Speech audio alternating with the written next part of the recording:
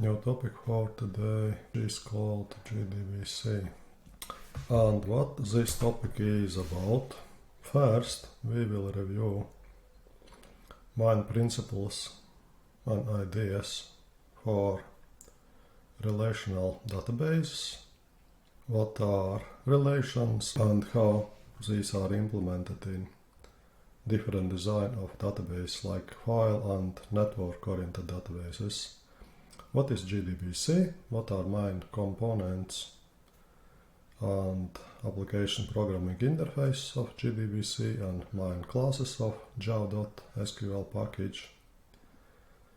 Then, short introduction in structured query language or SQL, little bit about SQL injections, transactions, and I will just mention so-called NoSQL databases. So first, about crash course for relational databases. I hope that everybody of you know what so-called spreadsheet application is.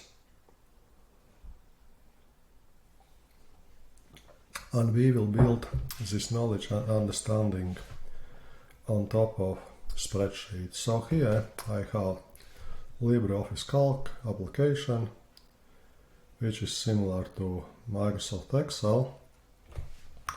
And in spreadsheets we have limited number of rows, I think approximately 255, limited number of columns and limited number of rows, which is something like 16 million maybe for LibreOffice Calc. And we can use them to do many things. What I have seen over shoulder of my colleagues in large IT companies like Accenture, Exigen,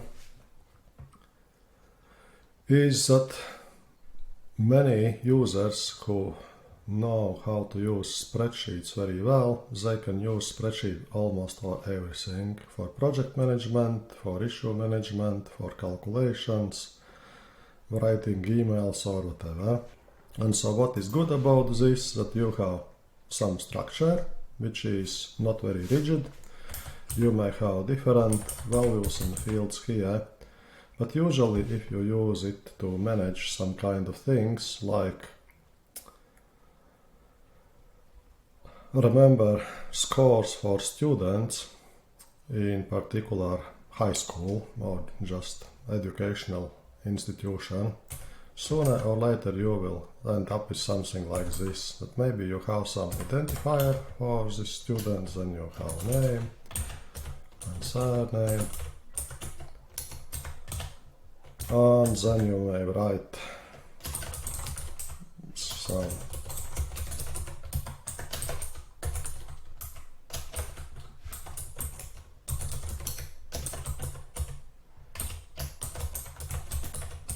some students here. You may or may not assign some identifiers for them.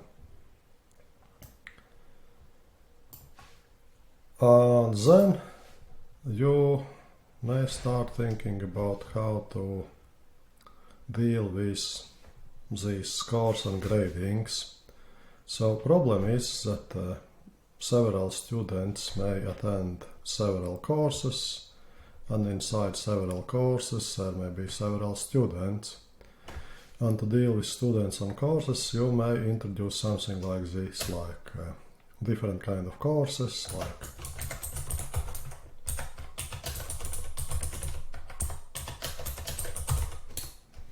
and then maybe you introduce something here.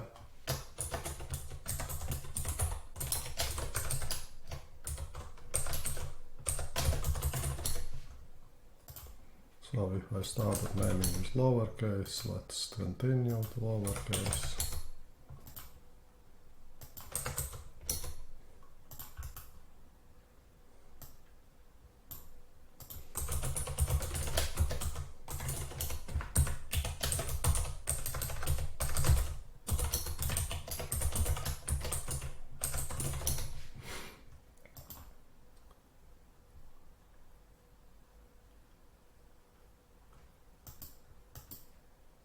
Here, maybe you just put only scores.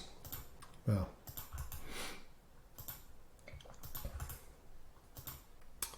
And here you have some grades here. Let's assume it's in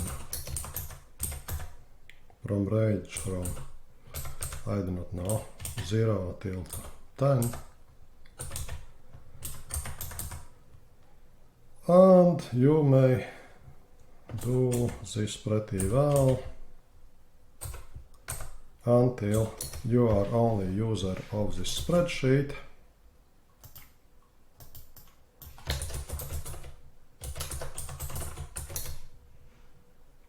And you do not have some hard limits for the spreadsheet and how fast it works. Then, when you start interacting with your colleagues, sooner or later you will end up saving this file in shared file system, like in Microsoft Windows share or network file system share, that several users can access it from local area network.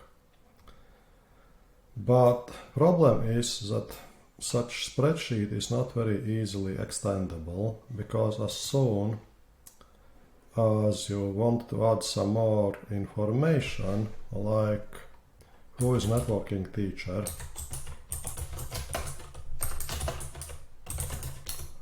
and what is description,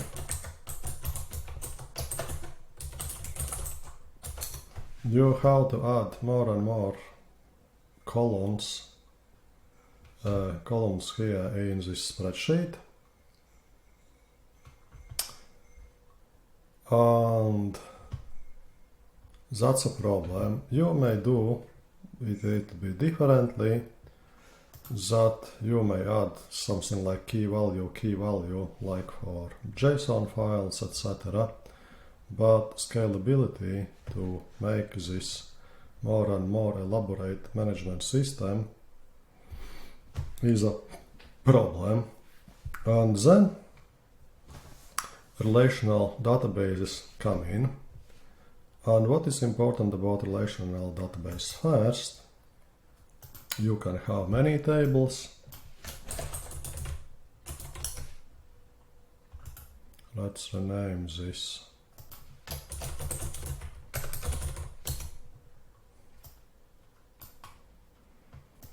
And you may introduce separate tables like ID.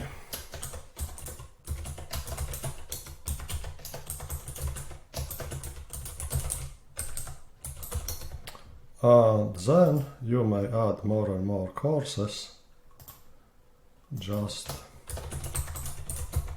in new rows here. You don't need to add new columns. And you can assign some identifiers here. And then, to show this relationship between students and courses, you introduce intermediate table like student courses.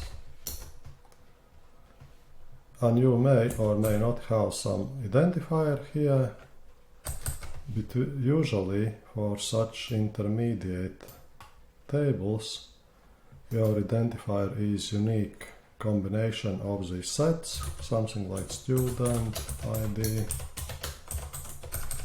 course ID, and you just mention student 1 attends course 1, student 1 attends course 2, student 1 attends course 3, student 2 attends some of these courses, let's say 1 and 2, and student 3 attends some of courses 2 and 3. And here you can add final grade for this course, like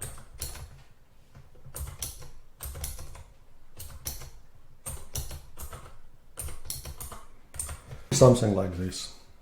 And you can do this in spreadsheet, but then of course it is very compact form, because here you just have list these numbers and identifiers, but all related information you can get back by searching these identifiers in one particular spreadsheet. But particularly for spreadsheet, it is not a relational database. And to new additional information for student ID, I have to look up by myself. There are, of course, lookup operations in spreadsheets, which are actually substitute for this relational database to search. And I can create some other spreadsheet where I look up for this ID and show name and surname for student, look up for this ID in courses and show up course description or name in one column, etc. But in relational databases, this is built-in feature that I can always say search relevant information for this item in this particular table with this identifier and show all these fields. And with such relational database, we also can remove duplication, because one of options I didn't show you was something like this, that if we do not introduce new and new columns here for each particular field, other option how can we do this was something like course, and then networking, course, and let's say score. So one of options I could solve it was something like this.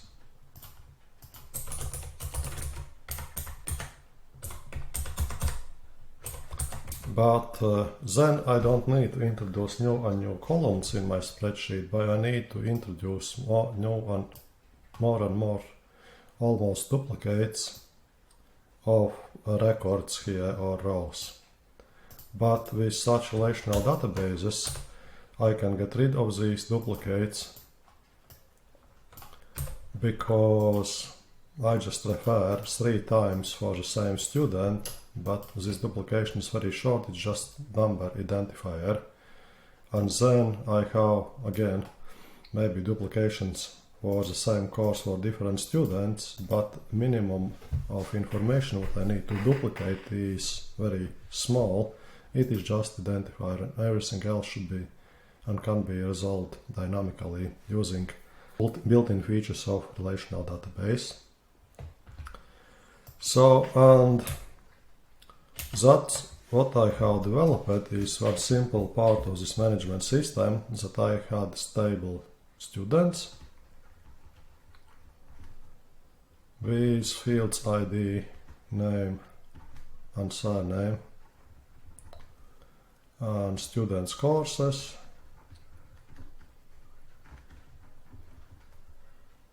with student ID,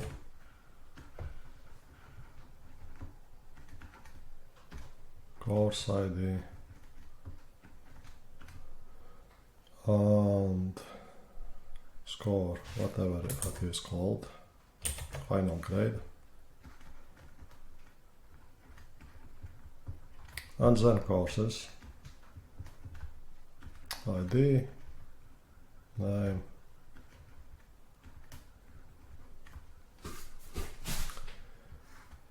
and here I'm showing another table which shows design of these tables. Now I'm not talking about actual records, but table is represented by several rows, where one column represents name, and if you are precise, another column could be type, like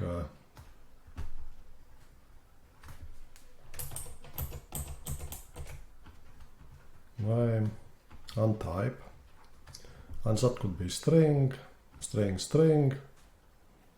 or maybe integer, this string and string. And this is now table representing table or design of the table. So one thing I can also now do is to create a table like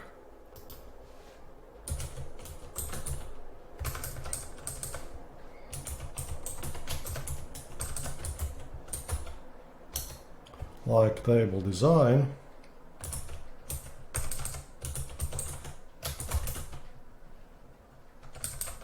Oh, that's not.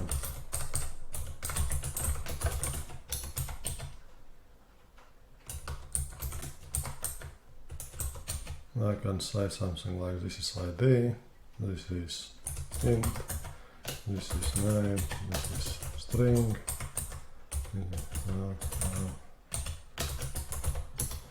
string, etc.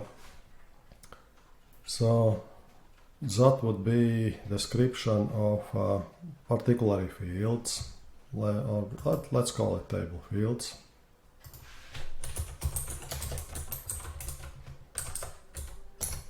And then I can introduce something else, just tables, like name, and then we have students, student courses,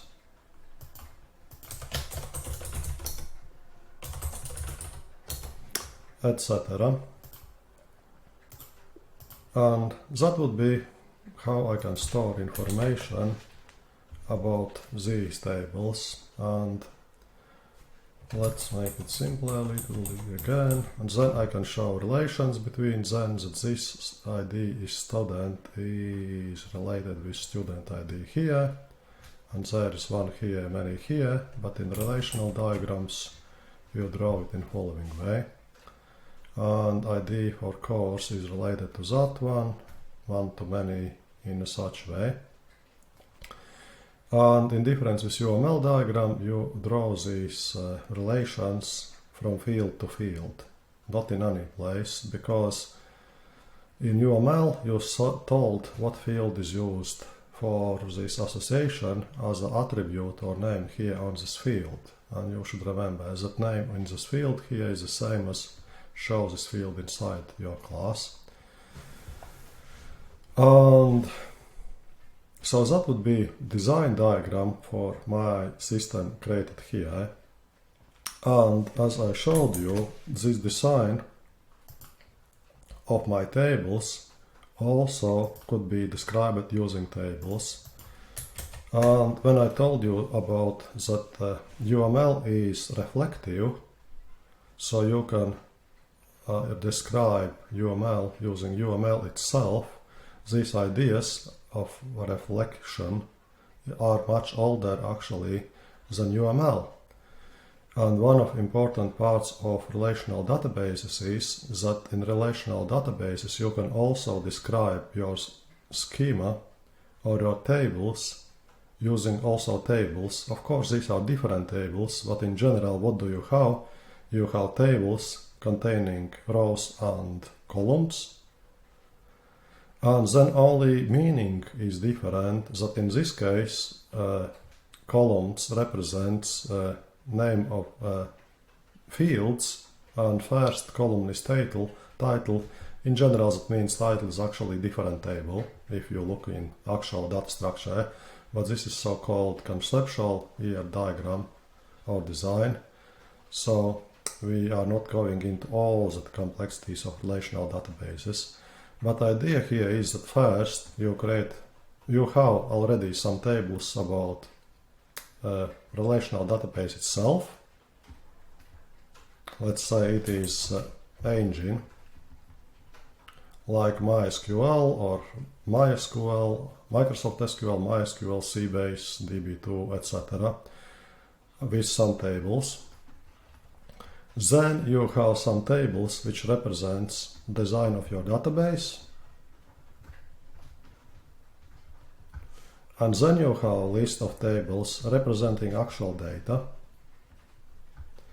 And the genius of relational databases is that in general design of table is the same here when you represent data, which means columns represents columns and rows represents records, is the same as here.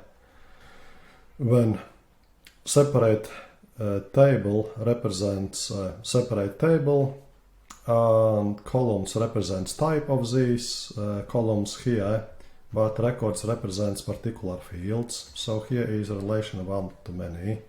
And here from engine there are internal tables and databases which allows you to describe different kind of databases for students, for customer claims, for invoices, etc. These are also tables. So you create one engine which can deal with tables containing columns and rows, and then interpreting what value of this row means. You can create any arbitrary design like this schema to store data about students and courses, and then you actually can store these values about students and courses. So first, a reflective structural design, which was introduced a bit before class diagrams in UML, is actually entity relationship diagrams and let's say relational databases. Relational databases and entity relationship diagrams as a graphical representation of design of these databases. So that's about idea and meaning of these databases. Now about implementation of them. There are two different implementations for the database. Older approach is file-oriented databases. What does it mean? It means following: that you have shared file system like Windows Share or network file system NFS or something else, where you have file server which stores files and maybe folders and files, and we will show these folders and files like we usually do in conceptual drawings with this conserve bank which represents this data. And then you have clients which run each of them their own database management system.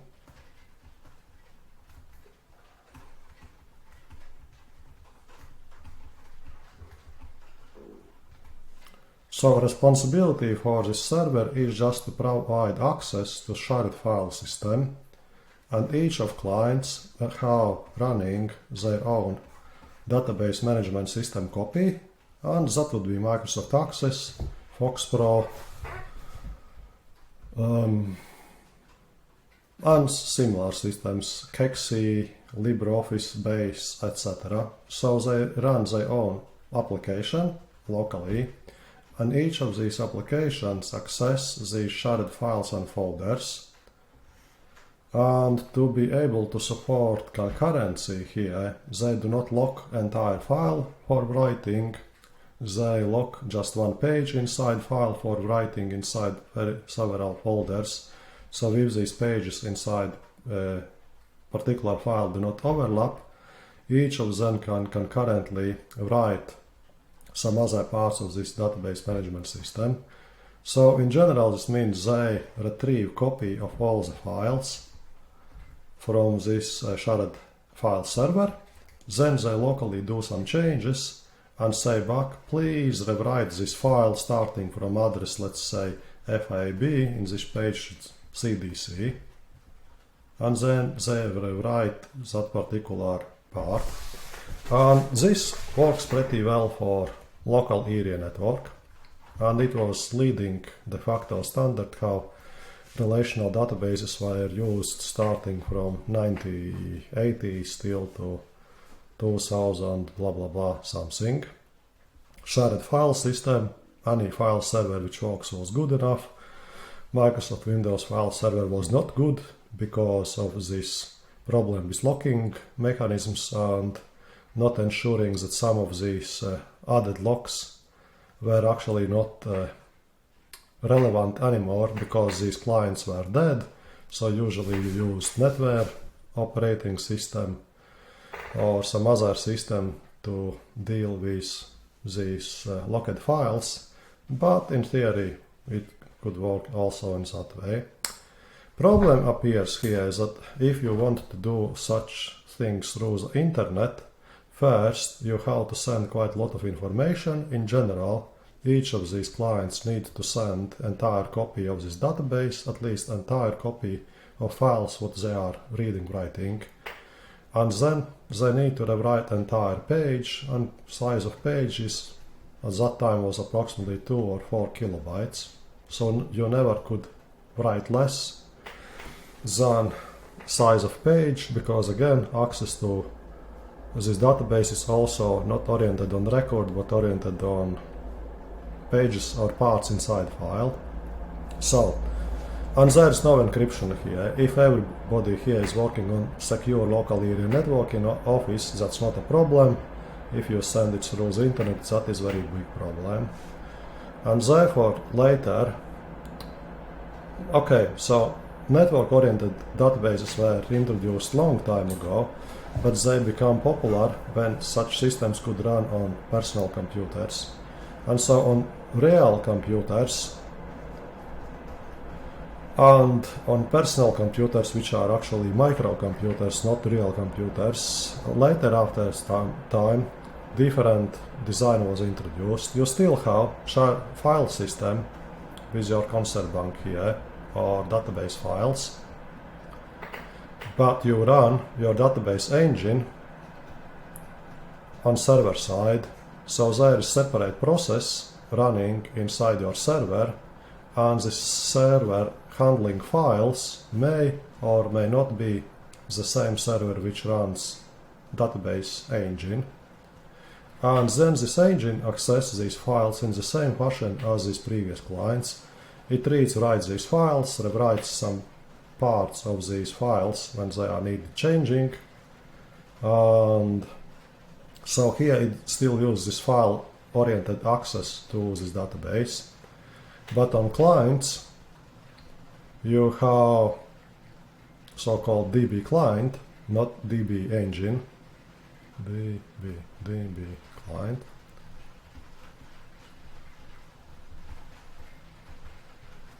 Which cannot access these files directly. Only database engine can access these directly, but they send requests to this server and receive some portion of data back.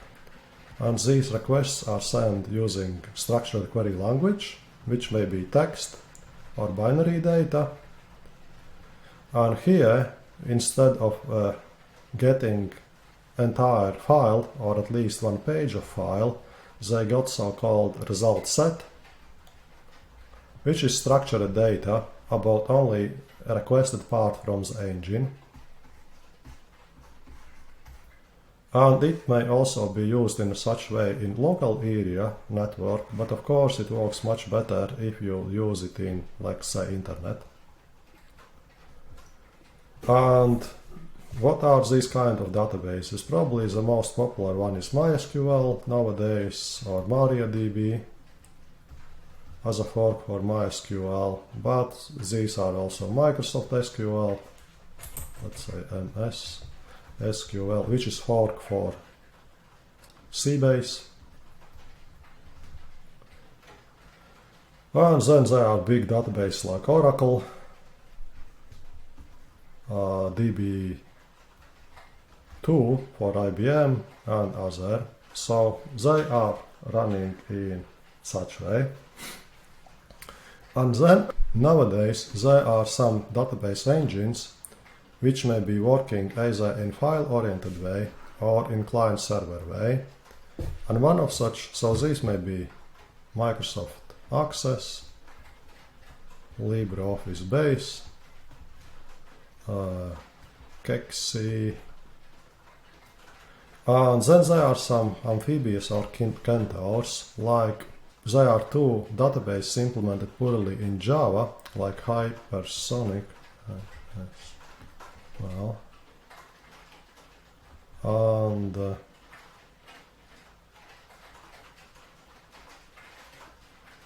H2.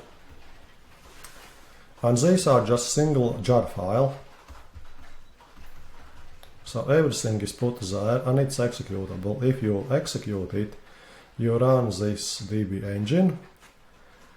And you can run, for example, these two databases in two different modes. If you run one of these databases and you send path to the file as a parameter to it, then it works like a file-oriented database. You need to have this shared file. May not be shared if you don't need sharing. But then it reads writes itself inside these files of your database directly. But you can also run them in different way, that for one of these processes for jar files, you can pass file to them, but you also say run it as a server. And then you have one of process of H2 or Hypersonic SQL database running on your server. And then for other instances of H2 or Hypersonic SQL or AHSQL, you can run them as networked client, and so they connect to this database using network connection. And of course, this is TCP IP connection. That means there is server listening on specific port number, and clients are sending packets to specific IP address, specific port, and server responds back with this data. So these large databases, of course, can work only in single mode. For example, MySQL, there is MySQL database and MySQL clients running for it, talking through the network. So not network, but let's say TCP IP connections. So here you access files through the network and exchanging parts of files, but here you send TCP IP packets to exchange these data. So that is crash course about relational databases. Now about Java. In Java, it has built-in support for relational databases, and these libraries, which can be used for that, all this set is called JDBC. And similarly to Java itself, JDBC is international standard coming from Java Database Connectivity, which is similar to ODBC, what is used for Microsoft Vault. And it allows you to interact with relational databases using ANSI SQL standard. How does it work? It works in following way, that in this diagram there is like class diagram with associations between Java and relational database. In standard Java, you have standard JDBC API provided to you in this java.sql package, and you have this JDBC driver manager as a interface for that. And of course, interface needs implementation. And for each particular of relational database like Oracle, IBM DB2, MySQL, Microsoft SQL Cbase, usually you need specific JDBC driver as a proper implementation to interact with this particular database. SQL is like regular expressions.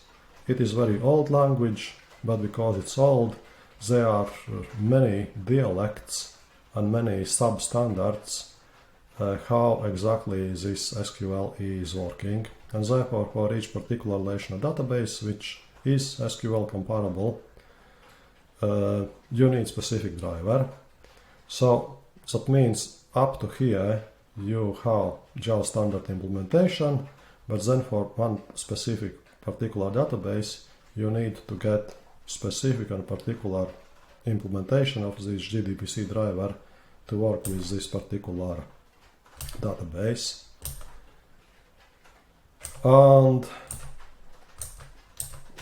how do you get particular drivers? If you manage your libraries by yourself, for example, to connect to MySQL server, you download jar file and you put it somewhere in like lib or libs folder of your project, add it to the class path, and it is available. If you do this automatically with configuration and dependency management tools like Maven, you add another entry into pom.xml file, and then of course this library will download it from remote Maven repositories, add it into class path automatically. And then how do you use it? Here is source code which should be compilable and runnable if MySQL JDBC driver class is available in the class path. And then what do you do? First, you do not use this particular implementation directly using constructor or factory method out of it. Why? Because you want to make your application independent from particular implementation, and here reflection approach is used of method class for name. This means load class which whole class path is following string. So instead of loading this class directly by constructing object, and of course when you construct object you need to load this class in virtual memory first, you just say load this class using this particular class path as a string. And good thing is here that if you read the string from configuration file, then you can change just configuration file and completely different class will be loaded. That's good. What is not so good is that if you will write some garbage here, you will compile your application without any problems. You will get only runtime problem when this particular class will not be available to be loaded, because that is checked only during runtime. And then you use this driver manager, and actual implementation of this driver manager will depend on what kind of driver and driver manager you loaded here using this string. And if you would use something other than MySQL, then this driver manager class would refer to completely different implementation of this driver. And then you use this factory approach, call getConnection method for it, and you pass URL to the database, and either everything may be put in URL, also username and password, or you can use separate fields for user and password, for example, for security purposes, dynamic execution, etc. And what this URL here means: first it says the transport protocol is JDBC, then actual implementation of this JDBC will be MySQL, and then you say where exactly this server is located. In this case you refer to the server on localhost. This means on the same computer. And then you can create statement objects, and in state object you can execute different kind of queries. So in Java, statement actually is something like aggregation or bucket of several queries, and you can run particular query using SQL statements here, and then you get so-called result set object back. And what is result set object? It is collection of objects with specified field names and types. So result set is something like this. You have types of fields like int, string, names like ID, name, surname, and then values as records here or results. And then you can get what type is, what name is, and then you can iterate through all these results and get particular field, value for particular field, referring to it either by name or by its index. So you get this iteratable collection back called result set, and in this case you iterate through it and print out in standard output what name is of this particular movie name. And then you close connection, because if you do not close connection, again you are doing denial of service attack to the server, because server always needs to remember all these opened connections to be able to continue this data transmission with these involved clients. So here is more details about this URL to get connection. You can also specify port number and database inside URL. Then you will see in your practical exercise sometimes in this URL you need to add additional parameters like auto reconnect will help, server time zone, character encoding if it's not already UTF-8, etc. Now about structured query language. So structured query language is international standard from American, what is ANSI? American National Standards Institute. Unfortunately, there are substandards or dialects how exactly this structured query language is used, but in general, what do? You send text commands to the server,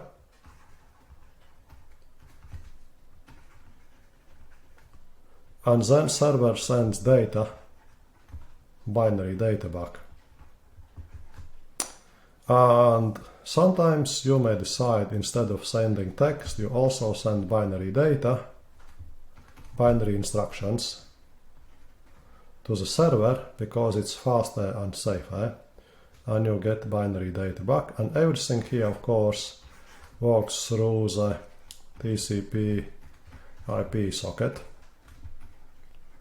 That means here client needs how IP address, here client needs IP address, port number,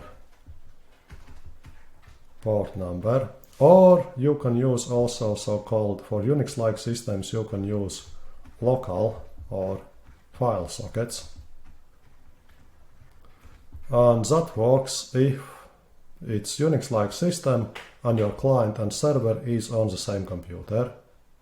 And then of course this marks much quicker, because you don't need to wrap up everything here in TCP IP or Internet Protocol packets. So, now about Java, because Java is strongly typed language, for these statements you have 3 different methods which you can execute. Execute method is called when you expect boolean true or false back. And in most of cases you do this when you update, I think, design of your table. Then you call execute query method if you expect a result set object back or this collection of these records. And execute update is returns integer, so it shows how many things were updated when you executed this statement. And what are most important operations? Most important operations are following. But as soon as you start dealing with data management, you should know abbreviation called CRUD or CRUD. From create, read, update, delete. And these are 4 basic operations which you can do with any data structures. You can create them, you can search or find, which in this abbreviation for better sounding is called read. You can update them or modify, and you can delete. And of course,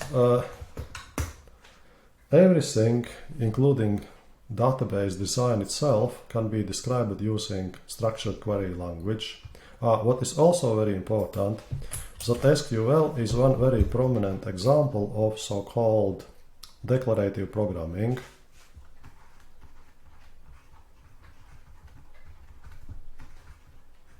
You remember I told you that there is functional programming, which is also declarative programming, but it has more mathematically and logically rigid structure. What you can do with this declarative programming style, for example, neither function have side storing state, don't have side effects, etc.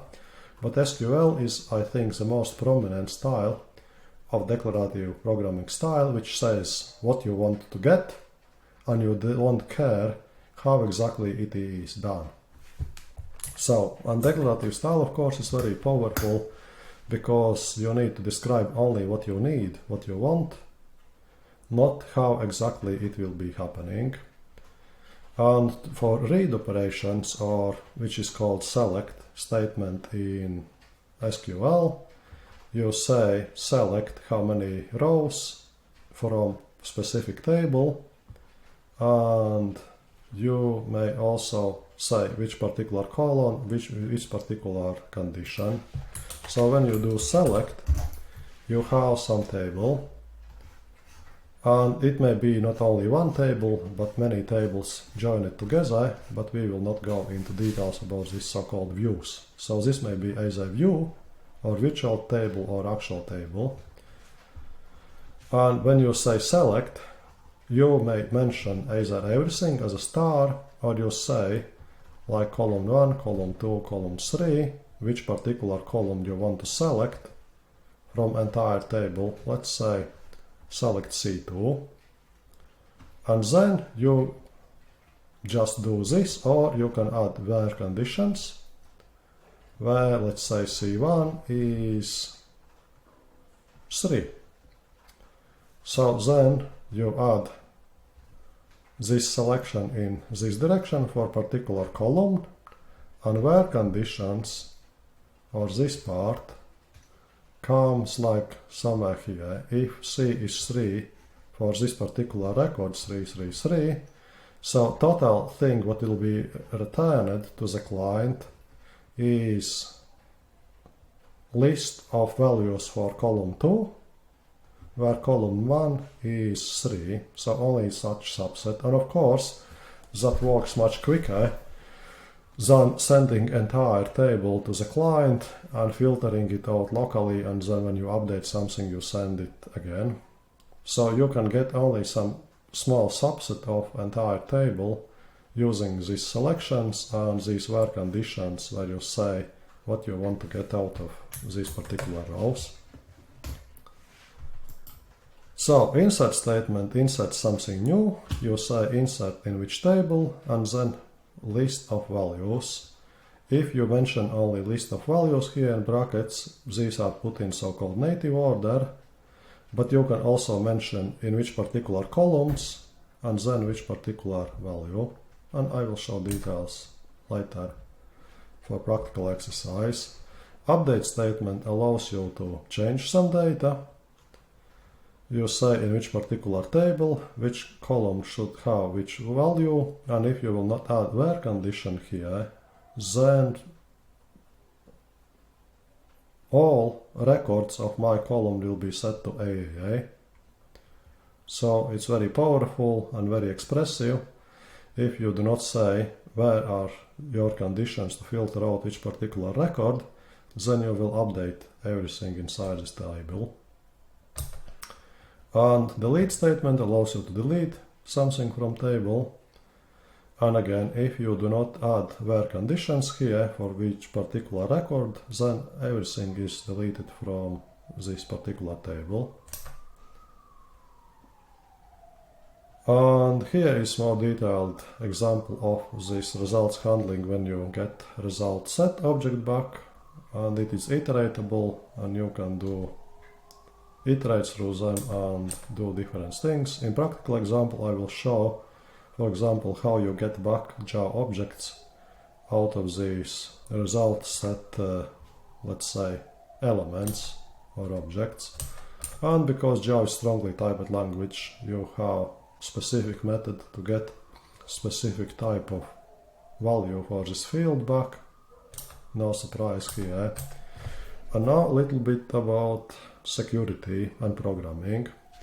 SQL is very powerful programming language, and in general, if you have enough permissions, you can do everything starting from creating till to deleting entire database in the server using just SQL statements. And that is a problem, because if you have some publicly available system which is built very naively, like you have some login page, so you have web system with relational database as a backend, so here is your database, here is your web frontend, and you have two fields, username, password, and here is your Java application running on the server side to show this part. And you can do something like this: take values for these fields, concatenate them into a string, like select something, everything from table users where name is following and password is following. So you search, do you have such record for registered user or not?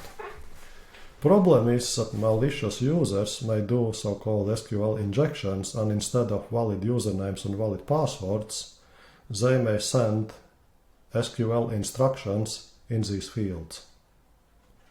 They may try to close up this field delimiter here for string and say or 1 equals 1.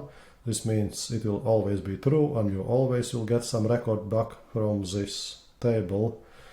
Or they can try to end up one of these statements with semicolon and then start new statement like select everything from password without where conditions.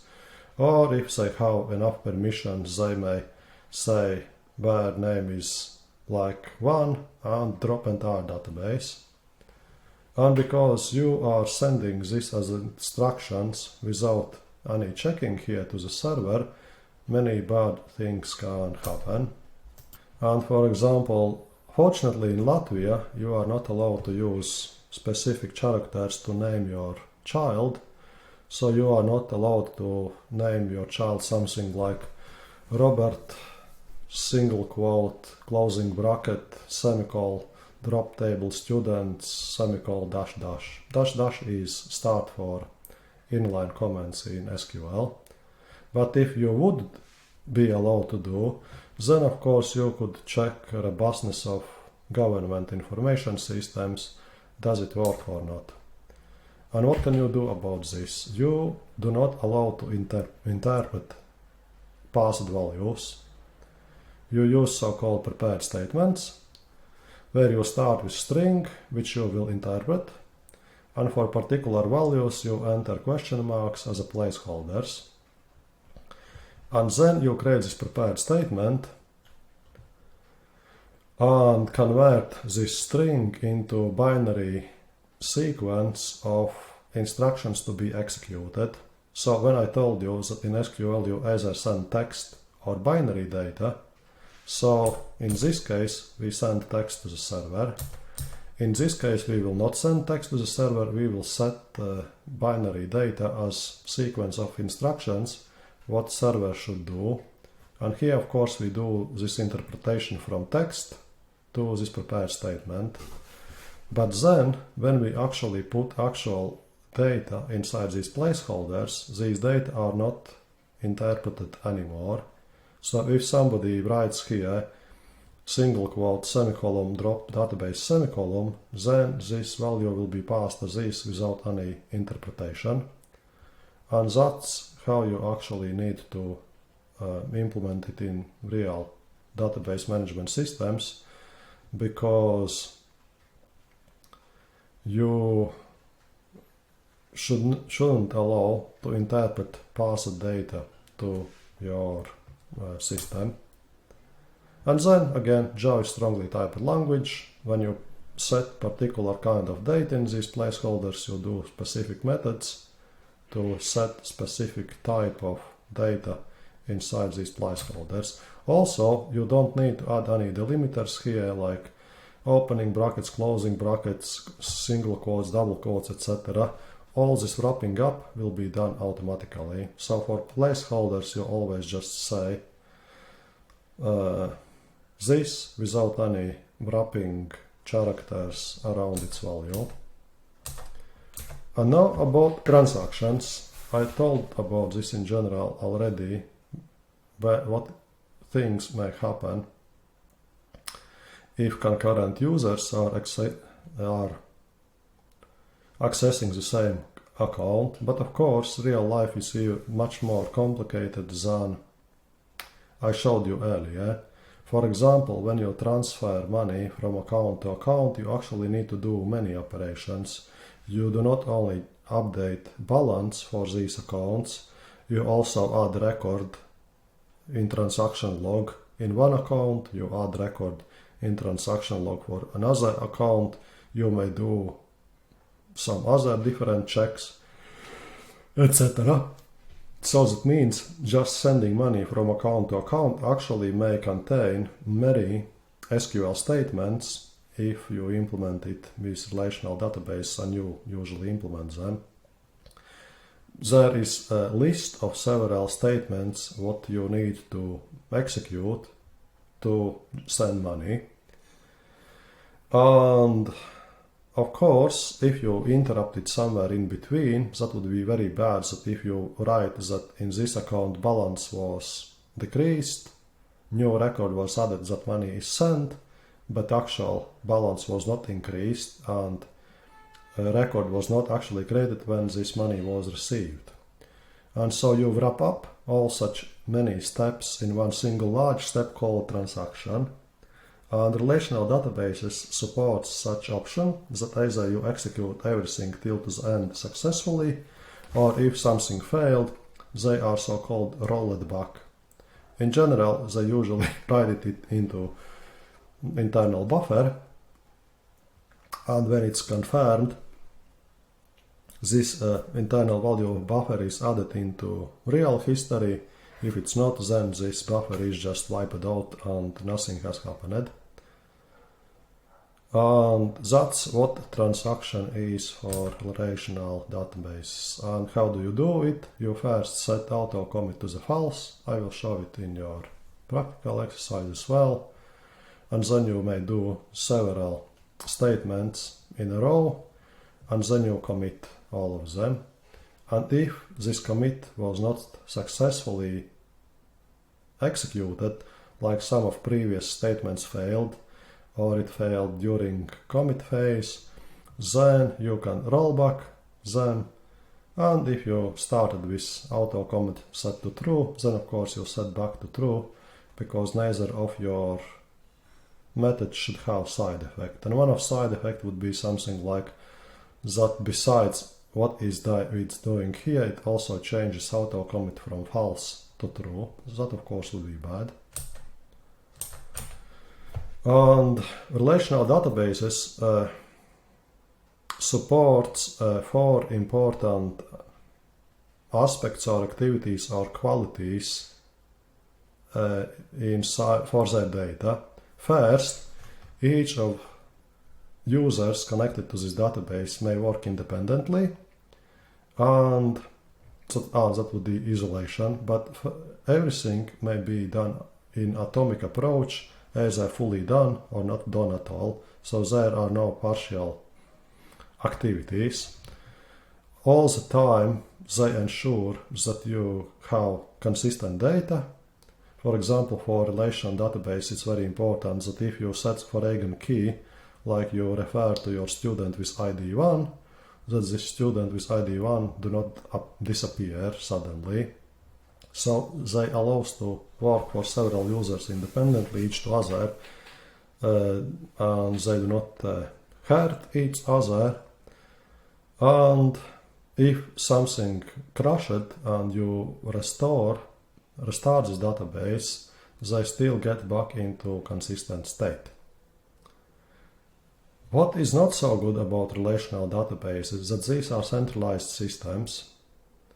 And for these very large companies like Google, Amazon, Facebook, Apple maybe, that is a problem because for large systems, centralization is hard to maintain. And therefore, in recent years, some of databases were become quite popular called NoSQL databases. Prominent example of these, what I have now, is like MongoDB. Google provides free service for Android developers called Firebase. And there are many of them. If you are curious, you can check Wikipedia.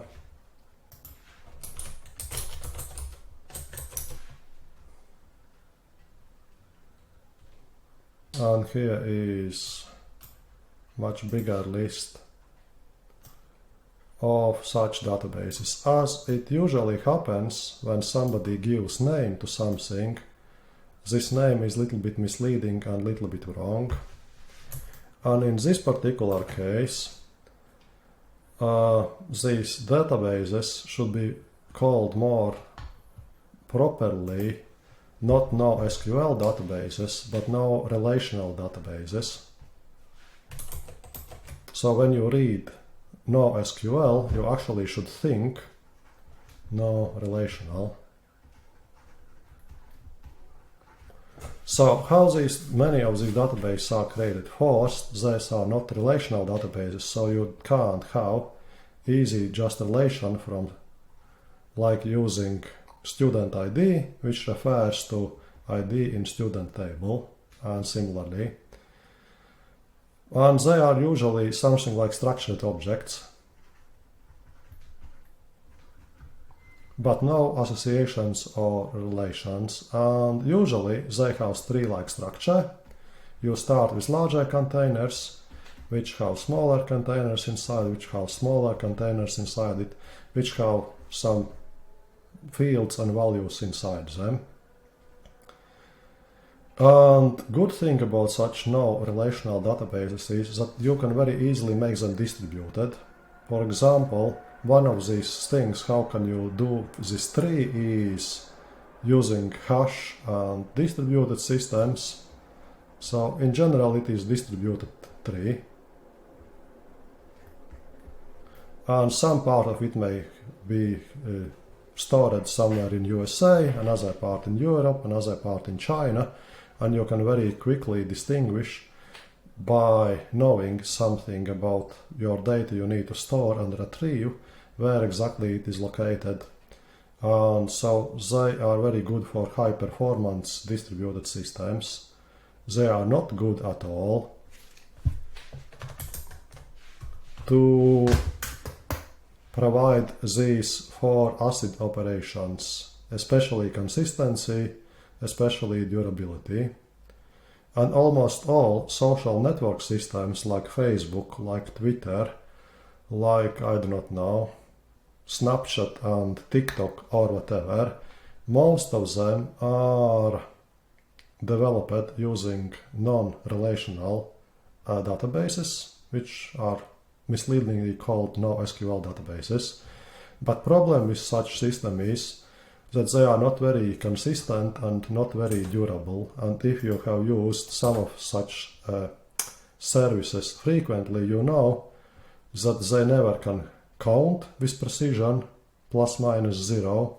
They can count something like plus minus 5, plus minus 1, plus minus 10, depending on how big, large datasets you have.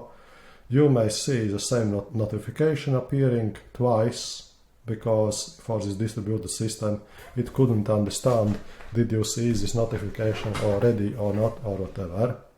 So, before you start getting very excited about so-called NoSQL databases, and why NoSQL is misleading, because many of these databases actually supports structured query language to interact with them. So you can still use all these SQL statements to create, read, update, delete some data structures inside them, and they will work just fine. Only difference is that you will not have to be able to create so-called views and join tables together using relations, because they do not have good support for relations inside them. So remember, what is called NoSQL actually should be called NoRelational, because most of them actually supports structured query language where you can manage them like inconsistent, like loosely coupled relational database. So, and before you get too excited about this, remember that such NoRelational databases are not consistent enough, not atomic enough. For example, that these can be used, for example, for banking systems and other systems where you need to count with high precision, when you can't just say how much money I have in account, and system sets something between $100 and $200. They do not know for sure, but it's somewhere around this range of amount. So, and that's it about JDBC and relational databases in short. Do you have any questions or comments about that?